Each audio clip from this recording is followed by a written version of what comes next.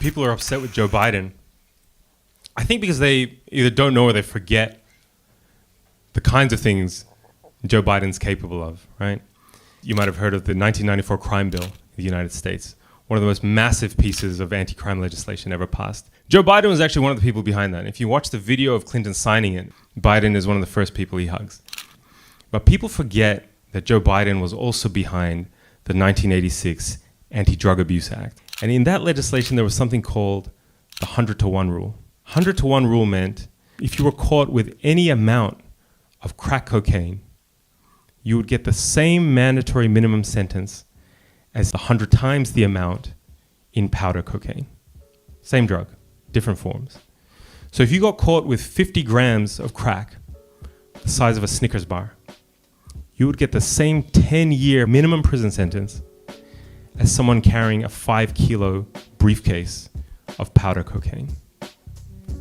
White people, more likely to use powder cocaine. Black people, more likely to use crack cocaine. White people, the vast majority of cocaine users during the war on drugs. But of course, they were not the ones who were caught and arrested, and they were not the ones who filled up the prisons. The president says he wants to wage a war on drugs, but if that's true, what we need is another D-Day, not another Vietnam. The truth is, every major crime bill since 1976 that's come out of this Congress, every minor crime bill has had the name of the Democratic senator from the state of Delaware, Joe Biden, on that bill. The Biden anti-crime bills are the toughest in a decade to pass the Senate. They bring all federal agencies, from the FBI to the Defense Department, into a direct attack upon illicit drugs. Delaware's own Joe Biden. You must take back the streets.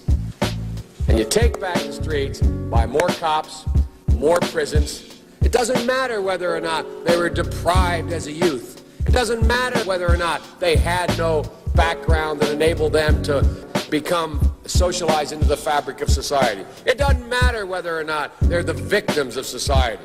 So I don't want to ask, what made them do this?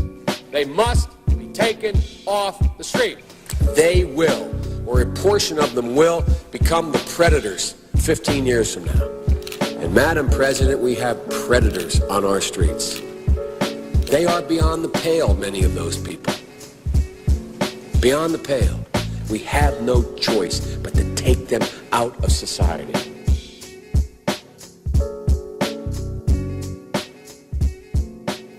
That is white power.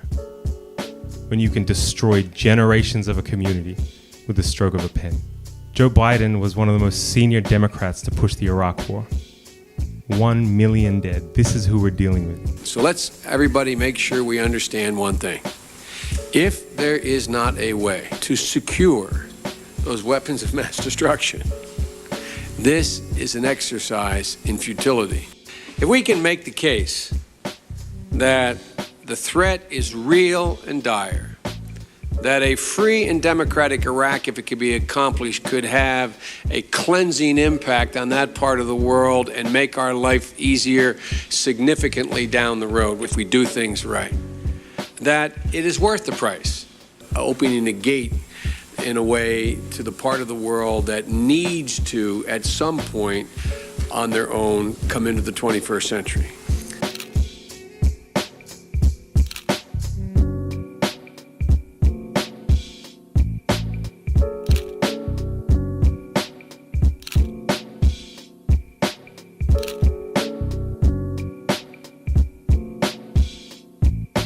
And then he kind of went quiet in the early 2000s, took a backseat during the Obama years.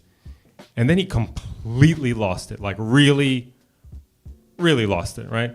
My favorite Joe Biden clip is where he turns up to some press conference in Idaho and he's looking for the local congresswoman.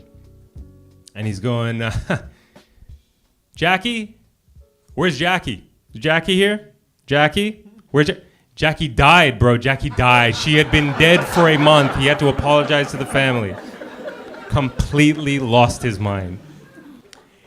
You seen those heartwarming TikToks where there's like an old man with Alzheimer's and he's lost his memory and he doesn't know where he is. He doesn't recognize his own family. And then suddenly someone plays his favorite song and he comes back to life. That's what genocide has done for Joe Biden. All right? He was lost. He didn't know who he was, had the chance to greenlight a second Nakba, and Joe is back. The wonder years are back, baby. A lot of people want the Democrats to lose, understandably. A lot of people want the Democrats to be punished and to suffer a historic and humiliating defeat.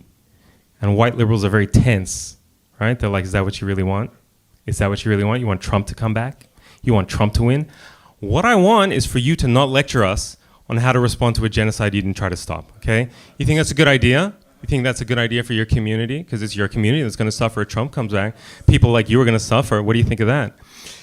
I think that a political system that ultimately makes you choose between genocidal dementia and cheeseburger-powered fake tan Hitler is a system worth overthrowing, okay? Maybe that is the conclusion you should be coming to instead of lecturing black and brown people on why they don't worship the Democrats, okay?